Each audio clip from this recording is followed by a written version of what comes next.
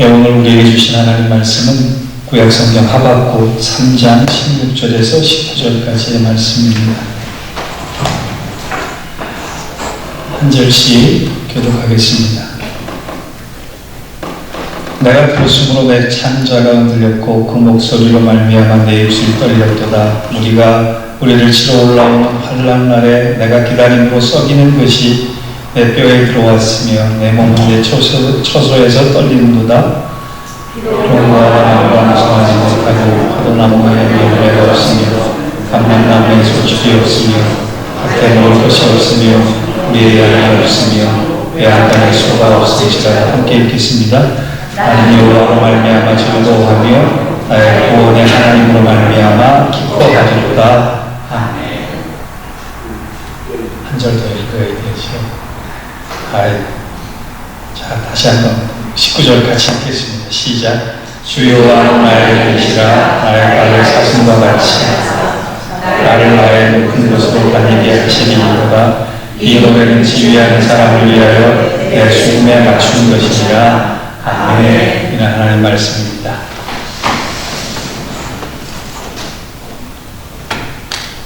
매미소리가 아주 쩌렁쩌렁하게 울리더라고요.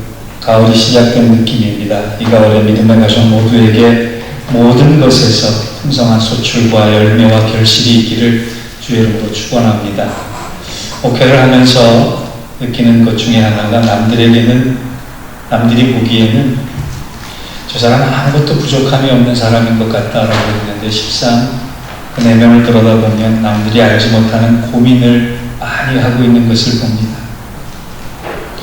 저 사람은 아무 걱정이 없을 거야 라고 생각이 드는 완벽해 보이는 사람도 누구에게 말하기 어려운 고통을 안고 살아감을 볼 수 있습니다. 이른바 삶의 가벼운 무게란 존재하지 않는 것 같습니다. 날마다 행복하게 살아간다라고 하는 것은 불가능해 보입니다. 예외 없이 우리는 무거운 삶의 무게에 짓눌려 산다라고 해도 과언이 아닌 것 같습니다. 성경을 봐도 만만치 않은 삶의 무게를 지닌 사람들의 이야기가 가득합니다.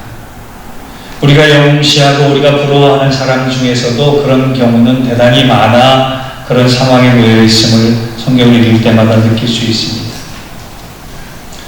하나님의 말씀을 듣고 동행하는 특권을 가진 선지자라고 해서 늘 기뻤던 건 아닙니다. 예외 없이 무거운 삶의 짐을 지고 살아가는 것 같았습니다. 오늘 16절을 보니까 이런 말씀이 있습니다. 내가 들었으므로 내 창자가 흔들렸고 그 목소리로 말미암아 내 입술이 떨렸도다. 우리를 치러 올라오는 환난 날을 내가 기다림으로 썩이는 것이 내 뼈에 들어왔으며 내 몸은 내 처소에서 떨리는도다. 이게 무슨 얘기냐면 한마디로 내 심정과 내 마음과 내 영혼과 내 육체가 만신창이가 된다. 하박국 선지자가 무슨 이유에서인지 몹시 두렵고 떨려서 도저히 두 다리로 버티고 설 만한 힘조차도 없다라고 고백할 정도의 상황이 그의 앞에 놓여져 있다는 것. 하박국 선지자가 활동했던 시대는 남유다 여호와김이 다스리던 BC 7세기 말에서 9세기 초에 극심한 혼란의 시기였습니다. 그 당시 남유다는 국제적으로 아수르, 애굽, 바벨론 강대국의 틈 사이에서 하루하루의 미래가 불투명했고 국내적으로는 정치적인 부정부패와 종교적인 타락과 국민들의 영적인 수준의 저하가 가득한 시기여서 나라의 운명이 내일 무너질지 모레 무너질지 모를 정도의 암울한 시기였습니다. 그런데 하박국이 생각하니까 하나님이 그렇게 만드신 것 같아요. 하나님의 약속은 둘째치고 이런 상황을 허락하신 하나님을 도저히 이해할 수가 없었어요. 여러분, 우리가 신앙생활하면서 어려운 게 그거 아닙니까? 하나님 왜 이 상황으로 몰아가십니까? 하나님 왜 이렇게 힘들게 하십니까? 하박국은 그래서 용기 있게 하나님께 질문하고 항변합니다. 그의 태도는 그런 그의 이름에서조차 나타나는데 하박국이라는 이름이 원래 포옹하다라고 하는 뜻이에요. 여러분, 포옹은 좋은 때만 하는 거 아니에요. 씨름할 때도 포옹하고 껴안습니다. 그래서 포옹하다의 또 다른 이름은 씨름하다의 이름이에요. 하박국은 야곱처럼 하나님과 씨름하기를 원했습니다. 따지고 물었습니다. 하나님 도대체 왜 이러십니까? 하나님께 여러 번 항의하듯 질문한 것이 1장부터 시작이 됩니다. 1장 13절을 보면 이런 말씀이 있습니다. 주께서는 눈이 정결하심으로 악을 참아보지 못하시며 패역을 참아보지 못하시거늘 어찌하여 괴일한 자들을 방관하시며 악인이 자기보다 의로운 사람을 삼키되 잠잠하시나이까. 하박국 선지자가 보기에 하나님이 온전치 않다는 거예요. 정당하지 않다는 거예요. 의롭지 않다는 거예요. 악인은 범성하게 놔두시고 의인은 의기소침하게 그대로 놔두시는 하나님의 마음을 이해할 수가 없었습니다. 그 질문에 대해서, 그 항변에 대해서 하나님이 대답하십니다. 2장이 그것이에요. 하박국 2장에 하나님의 대답이에요. 거기서 우리가 잘 아는 말씀이 나오죠. 오직 믿음은, 의인은 믿음으로 말미암아 살리라. 하박국이 그 대답을 듣고서 그제서야 겨우 깨달아서 하나님을 찬양하기 시작합니다. 하나님께 노래를 만들어 기도를 드리기 시작합니다. 그것이 하박국 3장입니다.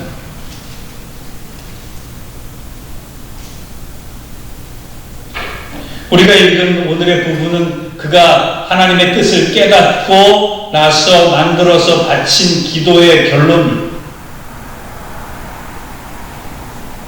그 전까지는 의문에 떨었던 하박국이 어떻게 갑자기 감사와 즐거움과 찬양으로 가득한 모습으로 바뀌었는가? 여러분, 이것이 궁금하지 않으세요? 어떻게 한순간 탄식과 절망 속에 있던 사람이 환희와 찬양과 감사로 바뀌어서 하나님을 높이 찬양하는가? 그 모습으로 바뀔 수 있을까? 여러분, 우리도 이 가을에 우리 9개월 동안 열심히 살았잖아요. 그런데 풍성함만 있나요? 좋은 일만 있나요? 아니잖아요. 바라기는 하나님 왜 이런 상황으로 몰아가십니까?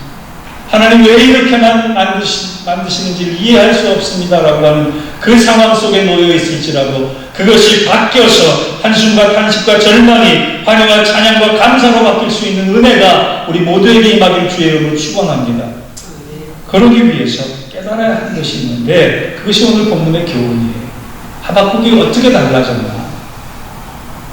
첫 번째, 그것은 하박국은 그렇게 바뀐 이유가 조건적 기쁨보다 절대적 기쁨이라는 것을 알게 되었기 때문에 그래요. 그게 17절에 나옵니다. 17절을 같이 한번 읽어볼까요? 다시 한번. 시작. 비록 무화과 나무가 무성하지 못하며 포도나무에 열매가 없으며 감람나무에 소출이 없으며 밭에 먹을 것이 없으며 우리의 양이 없으며 외양간에 소가 없을지라도, 하박국이 지금 하나님 앞에 가장 많이 사용하고 있는 단어가 뭡니까? 없다라고 하는 불평의 말이에요. 안 보인다라고 하는 부정의 말이에요. 무화과 열매가 거의 없고 포도 열매도 없고 감람 열매도 없고 밭에 작물도 없고 우리의 양과 외양간에 소도 없다고 생각합니다. 말하고 있습니다. 여러분, 없다고 생각하면요, 없는 것만 보여요. 내가 불행하다고 생각하면 불행의 원인만 보이는 거예요. 누군가 미워하기 시작하면 미움짓만 보이는 거예요. 하박국이 그랬습니다. 하나님 앞에 의문을 가지고 나아갈 때 없는 것만 보였어요. 안 해주신 것만 보였어요. 채워지지 않는 것만 보였어요. 3장에서만 그런 게 아니라 하박국 1장 2절을 보면 그는 뭐라고 불평하느냐? 하나님, 내가 기도했는데 응답 언제 주시려고요? 하박국 1장 4절을 보면 세상에 하나님 공의가 없습니다라고 불평합니다. 그가 선지자로 부름받은 사명이 무슨 불평의 사명인 것처럼 그는 불평으로 시작해서 불평으로 끝나는 사람입니다. 하박국만 그런 것이 아니라 불멸의 선지자 엘리야도 그랬습니다. 그는 모든 선지자 앞에서 바알에게 모든 선지자가 바알에게 무릎 꿇었거나 죽임당하겠다고 생각하고 오직 세상에는 자기 혼자만 남았다고 불평을 합니다. 그때 하나님이 열왕기상 19장 18절에 뭐라고 말씀하세요? 너와 같이 바알에게 무릎 꿇지 아니한 선지자가 7,000명이나 남아있다. 하나님의 말씀을 대언하는 선지자도 없는 것만 보는데 하나님은 뭐라고 말씀하세요? 없는 것만 보지 말아라.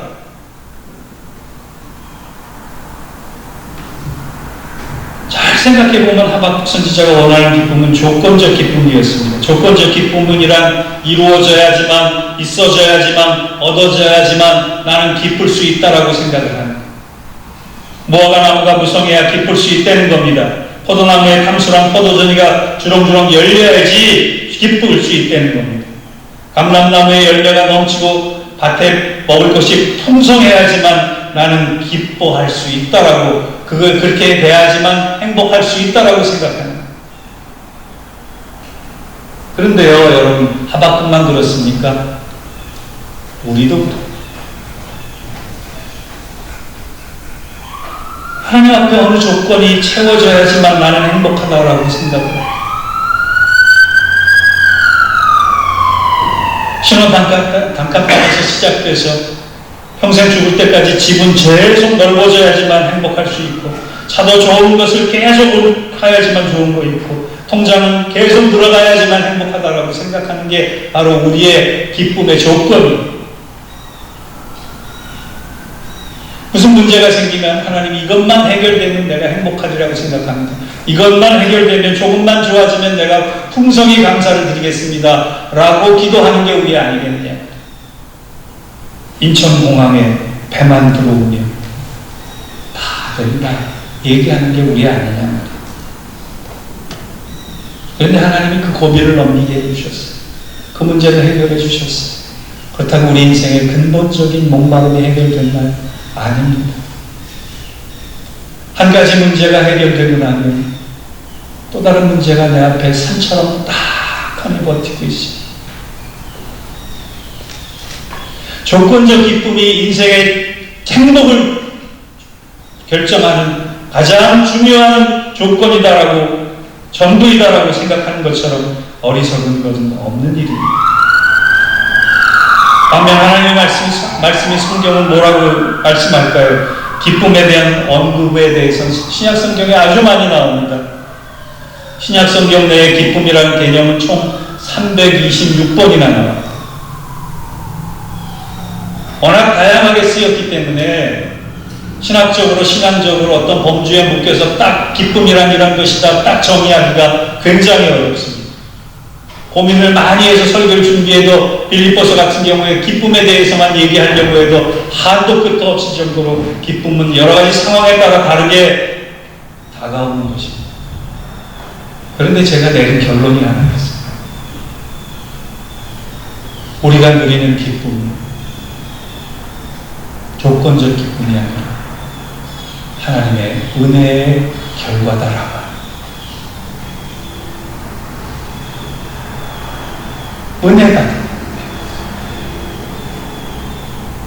은혜가 넘치면, 은혜가 내 안에 들어오면, 없는 상황은 똑같은데, 메마른 상황은 똑같은데, 감정적으로 기쁜 것이 아니라 존재적으로 기뻐할 수 있는 사람이 된다라는 것. 그것이 복음으로 인한 기쁨이라는 것입니다. 인간의 감정이 만족되는 일시적인 기쁨도 아니고, 충동적인 기쁨도 아니고, 처방적인 기쁨도 아니고, 있다가 없어져서 사라진 다음에 그 다음에 물밀듯 밀려오는 염려와 걱정에 노예가 되는 그런 기쁨이 아니고, 하나님에 의해서 다스려지는 기쁨, 그것이 절대적 행복이다라고 하는 것입니다. 여러분, 데살로니가 5장 16절에 항상 기뻐하라고 하는 하나님의 요구가 있습니다. 그런데 그 말씀은 다른 말로 예수 믿으면 강제적으로 기뻐해야 된다라고 하는 명령이 아닙니다. 항상 기뻐할 수 있는 차원의 기쁨이 이 세상에도 존재한다라고 하는 뜻입니다. 사랑하는 성도 여러분, 오늘 제가 여러분을 축복합니다. 조건적 기쁨이 아니라 한순간에 사라지고, 그 사라지고 나면 염려와 걱정이 물밀듯 밀려오는 그런 것에 노예가 되는 기쁨이 아니라, 그동안 맛보지 못했던 항상 기뻐할 수 있는 절대적 행복과 기쁨이 여러분의 것이 되기를 주의 이름으로 축복합니다. 이 기쁨의 소유자를 되시기를 축원합니다. 그렇다면 두 번째로 오늘 본문의 교훈은 뭘까요? 어떻게 해야 조건적 기쁨을 넘어 절대적 기쁨, 은혜적 기쁨을 누릴 수 있을까요? 18절에 그 해답이 있습니다. 18절을 같이 보겠습니다. 나는 여호와로 말미암아 즐거워하며 나의 구원의 하나님으로 말미암아 기뻐하리로다. 나는 여호와로 말미암아 즐거워하며 나의 구원의 하나님으로 말미암아 기뻐하리로다. 원인이 나왔다는 거예요. 이유가 나왔다는 거예요. 정답이 나왔다는 거예요. 환경에 눈을 주목할 때는 내가 없는 것만 보였지만 하나님부터 바라보기 시작할 때는 절대적 행복이 나에게 다가오기 시작했다라고 합니다. 절대적 기쁨을 누리는 그 시점이 하박국이 하나님을 주목하면서부터 였다고 증거하고 있습니다.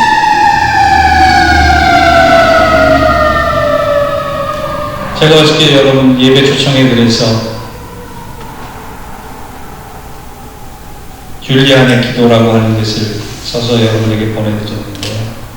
이 줄리안이라고 하는 분은 여자입니다. 14세기 성인 중에 여자 성인으로는 드물게 많은 영성의 교훈을 주었던 사람이에요. 그는 영국의 작은 도시인 노르리치라고 하는 곳에서 일생을 산 사람인데 그의 영성과 고백과 기도가 많은 사람에게 영성적 교훈을 줬던 사람이고, 특별한 것은 구약의 아버지 개념을 넘어서 어머니처럼 따뜻한 하나님이라고 하는 개념을 처음으로 신학적으로 영성적으로 고백했던 그런 분이에요.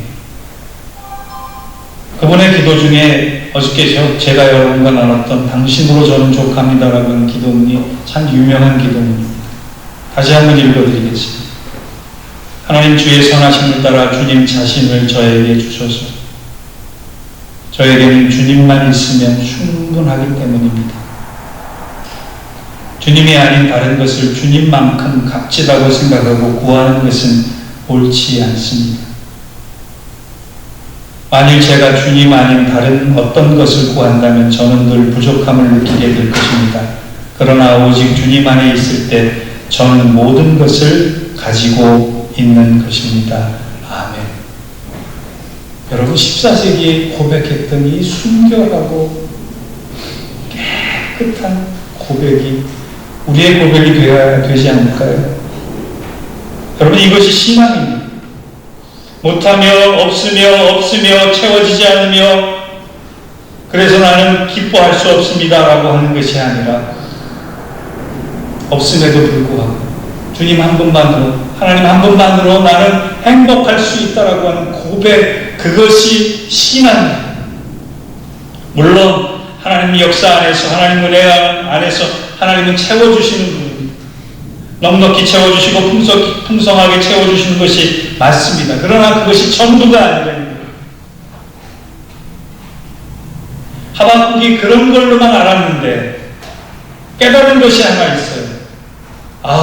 채워져도 무화과나무가 풍성해서 기뻐지는 것이 아니구나. 포도나무에 열매가 많아서 기뻐지는 것이 아니구나. 감람나무에 열매가 소출이 있어서 기쁜 것이 아니구나. 밭에 먹을 것이 많아서 절대적으로 기쁜 것이 아니구나. 전에는 그것 때문에 그렇게 노력하고 간구했는데 그렇지 않은 길이 분명히 있구나.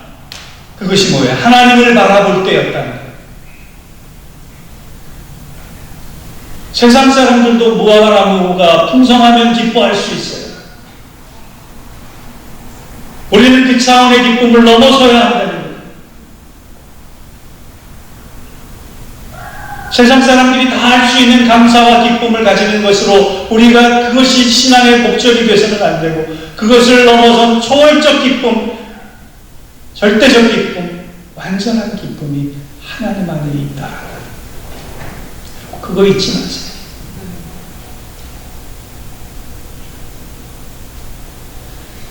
얼마 전 저를 잘 따르던 노예네 부목사가 담임 목사로 서부로 가서 집회를 열게 되었다고 기도 부탁을 해왔습니다.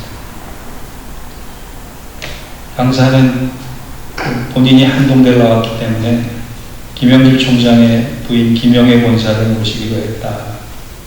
그렇게 얘기를 하면서 기도 부탁을 했는데, 제가 그 기도 부탁을 받고 김영애 본사가 쓴 갈대상자라고 하는 책이 생각이 나서 들춰봐봤어요. 갈대상자의 서문에는 이렇게 적혀 있습니다. 한치 앞도 예측할 수 없는 길이었다. 하지만 그 길은 가장 안전한 길이었다. 나는 길목길목마다 동행해 주시는 하나님의 손길을 수없이 지켜보며 그분의 손에 이끌려 길을 떠난 사람은 그 길이 아무리 캄캄할지라도 가장 안전하다고 감히 외칠 수 있는 간 큰 사람이 되어갔다. 단 한순간도 우리에게서 시선을 떼지 않으시는 하나님을 경험하면서 나는 이렇게 탄성 지를 수밖에 없었다. 하나님 정말 굉장하시군요. 하나님 정말 살아계십니다. 제가 밑줄을 쫙 꺼놨어요. 하나님 정말 굉장한 분이시군요. 하나님 정말 살아계시는군요. 하나님 바라보면 아무리 캄캄한 어둠의 길이라고 할지라도 그 길을 손붙잡고 가시는 하나님을 통해 얻을 수 있는 완전한 기쁨, 절대적 기쁨, 초월적 기쁨이 하나님의 굉장한 사랑을 통해서 우리 안에 임재할 수 있는 축복과 은혜가 넘치시기를 주의 이름으로 축복합니다. 여러분, 이 가을에 우리가 이 사랑을, 이 감사를, 이 기쁨을 회복했으면 좋겠어요. 그러기 위해서 두 가지 단어를 가르쳐드리겠습니다. 어떻게 하면 그 절대적 기쁨을 가질 수 있을까? 그 좋은 방법, 실천 방법이 있다는. 빙천이라는 소설을 쓴 미우라 아야코의 수필집 감사해요, 고마워요 라고 하는 책이 있습니다. 그 책을 보면 아야코는 남편 미우라 씨와 가난한 중에서도 병든 중에서도 형용할 수 없는 기쁨을 누리면서 매일을 살아갑니다. 불행하게도 남편 미우라 씨도 건강했으면 좋았을 텐데 신장결핵을 앓고 있어서 한쪽 신장을 떼어내서 건강치 않은 모습이었습니다. 부부가 동네 한 바퀴 산책하고 나오면 서로 등을 맞대고 수시간을 기대해서 쉬어야지만 되는 그러한 연약한 사람들이었습니다. 그런데 사람들을 보면 그들은 도대체 병자라고 할 수 없을 정도의 기쁨이 묻어나오는 얼굴과 미소를 가지고 늘 살아갔던 사람들이에요. 한 독자가 질문을 했습니다. 어떻게 그렇게 살아갈 수 있습니까? 미우라 아야코가 이렇게 편지를 통해서 답변을 했습니다. 나는 꼼짝없이 병상에 누워 타인에게 변기통을 맡기고 자리에서 누운 채 엽서 한 장을 쓰는데 3일 시간이 걸릴 정도로 병약합니다. 그러나 나는 그 자체로도 큰 기쁨을 가질 수 있습니다. 왜냐하면 나와 하나님 사이에는 신앙이 있고 우리 두 사람 사이에는 사랑이 있기 때문에 그렇습니다. 그러면서 우리 두 사람이 잘 쓰는 단어가 있는데 그것을 가르쳐 드리겠습니다. 그러면서 두 단어를 가르쳐 줘요. 그게 뭐냐? 감사해요 라고 하는 단어와 고마워요 라고 하는 단어예요. 하나님께 감사해요. 서로를 향해 고마워요. 아무것도 아닌 것 같지만 이 감사해요, 고마워요 라고 하는 단어를 쓰면 쓸수록 믿음의 능력이 나타난다. 여러분, 절대적 기쁨을 소유하고 싶으십니까? 하나님을 향해 어떤 상황이든 감사해요 라고 하는 고백을 드리어 보시기를 원합니다. 아무리 미워서 안 보고 싶은 사람일지라도 그 사람 생각하며 고마워요 라고 하는 단어를 일깨울 때 우리는 서로 사랑하는 힘을 얻을 수 있을 것입니다. 우리 그런 의미에서 연습 한번 해보겠습니다. 감사해요. 감사해요. 고마워요. 고마워요. 결론을 냈습니다. 말씀을 준비하면서 저의 소원이 하나 생겼습니다.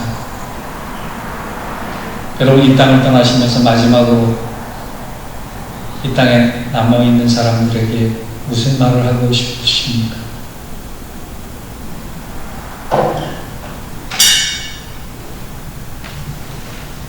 예수 잘 믿어라, 기도 많이 해라, 서로 우애하거라, 교회 열심히 다녀라. 그런 것도 남을 수 있겠지만 저는 한 가지 정했습니다. 하나님, 저의 이 땅에서의 마지막 말이 주님 감사합니다 이기를 원합니다. 그렇게 결정을 했습니다.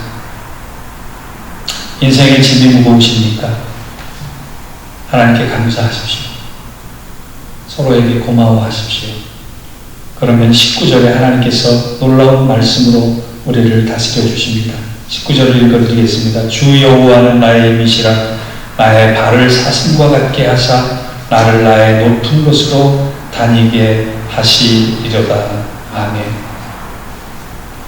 하박국은요, 감사를 찾고 절대적 기쁨을 누리는 순간에 보게 된 것이 있습니다.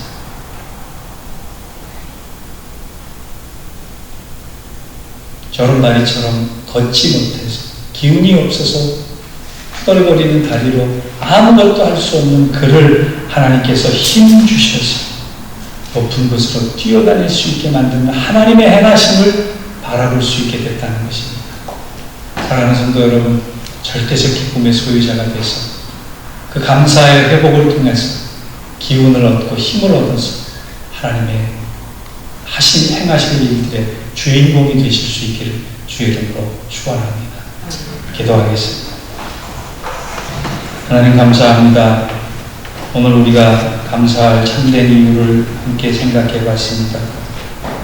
이 세상 다른 것보다 하나님으로 인해 기뻐할 수 있는 우리가 되게 하여 주옵소서. 여호와가 나의 힘 되신 것을 알아 그것 때문에 가장 크게 감사할 수 있는 사람 되게 하여 주옵소서. 예수 그리스도를 믿는 구원의 믿음으로 인하여 가장 크게 감사할 수 있는 저희들 되게 하여 주옵소서. 감사를 생략해서, 감사를 놓쳐서, 감사를 잊어버려서 하나님께서 마련하시고 주시고자 하는 복을 놓치는 일이 없도록 언제나 하나님을 향한 감사와 기쁨으로 충만한 우리들의 삶이 되게 하여 주옵소서. 어렵고 절망스러울 때에도 감사하게 하시고 그것 때문에 절대적 감사, 절대적 기쁨 한 차원 높은 삶의 믿음의 능력과 권세를 누리며 살아갈 수 있는 당신의 귀한 백성들 되게 하여 주옵소서. 우리 주 예수 그리스도의 이름으로 기원하옵나이다. 아멘.